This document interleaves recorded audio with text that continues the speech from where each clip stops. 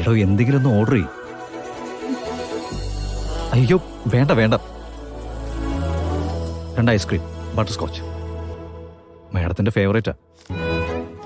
Okay sir. ഞാൻ പലതരം പിണക്കങ്ങൾ കണ്ടിട്ടുണ്ട്, റേഞ്ച് കൂടിയതും കുറഞ്ഞതും ഒക്കെ. പക്ഷേ ഇത് അതിനേക്കാളൊക്കെ മേലെയാ. അല്ല, തനിക്ക് എങ്ങനെ മിണ്ടാതിരിക്കാൻ പറ്റുന്നത്?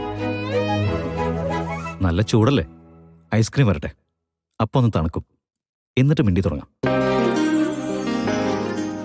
ആദ്യം പരിചയപ്പെട്ടപ്പോൾ ഞാൻ കരുതിയത് ഈ പൈങ്കിളി പരിപാടിയൊന്നും ഉണ്ടാവില്ലെന്നാ. പക്ഷെ ഒരു രക്ഷയുമില്ല. ഇതിനൊക്കെ ഞാൻ കണക്ക് തീർക്കുന്നുണ്ട്. വരട്ടെ.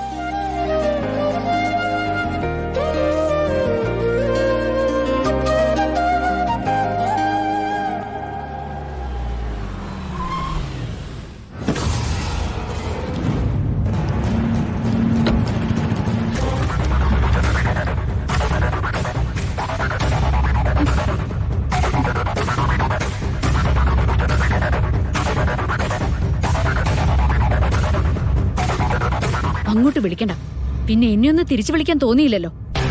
എനിക്ക് എത്ര പരിഗണന തരുന്നുണ്ടെന്ന് എനിക്കൊന്ന് അറിയണം. മിസ്റ്റർ നവീൻ ഗോപാൽ വർമ്മ, നിങ്ങൾ ഗാഥ ശ്രീനിവാസനെ ശരിക്കും അറിയാൻ പോകുന്നതേ ഉള്ളൂ.